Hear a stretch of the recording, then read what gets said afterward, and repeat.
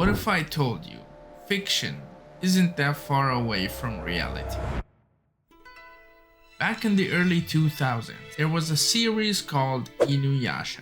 On the surface, it's just a dark fantasy. A half-demon warrior, an ancient jewel, monsters, feudal Japan. In Inuyasha, our main character is a half-human, half-demon that is searching for pieces of the Shikon jewel so it doesn't fall in the hands of evil. Now, this is a premise of a pure fantasy, just like any other anime fantasy and modern movie fantasies as well. It kinda reminds you of Lord of the Rings.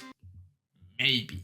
But if you look beneath the surface, you'd find that the story is more realistic than you thought. Because Inuyasha isn't just fighting demons, he's fighting his own past. At the center of this story is one of anime's most painful love triangles. Inuyasha, Kikyo, and Kagome. You got Kikyo, the priestess who once was in love with Inuyasha but sealed him away with the Shikon jewel. The woman who died and was brought back to life by Inuyasha's mortal enemy. And Kagome, the girl from the future, who had nothing to do with all of this. The one who meets Inuyasha and everything after falls apart. And the one who slowly begins to fall in love. And here is where fiction becomes a little bit like reality. Because Inuyasha also starts to develop feelings for Kagome. And then, what happens then? Well, oh my goodness, Kikyo gets revived back to life. And she keeps showing up time and time again. Not only physically, but emotionally as well. Reminding Inuyasha of the person he used to be. She represents the love he lost, the regret he carried, the what could have been. And now he's stuck between the past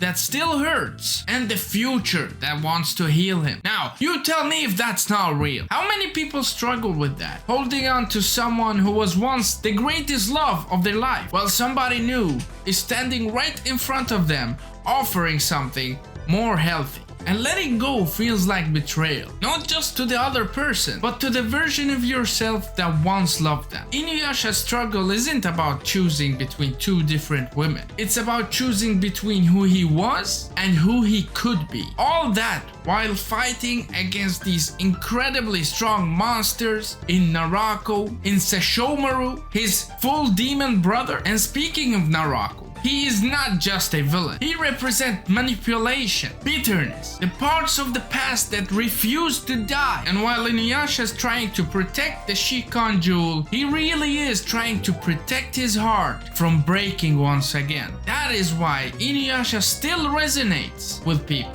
Not because of the demons and not because of the sword fights. Although they were incredibly done for that time, but because it understands something very human. Moving forward is very hard when your past keeps calling your name. So no, we do not need to analyze fantasy to enjoy it. But when we read between the lines, we realize that the stories are not just about magic, they're about us.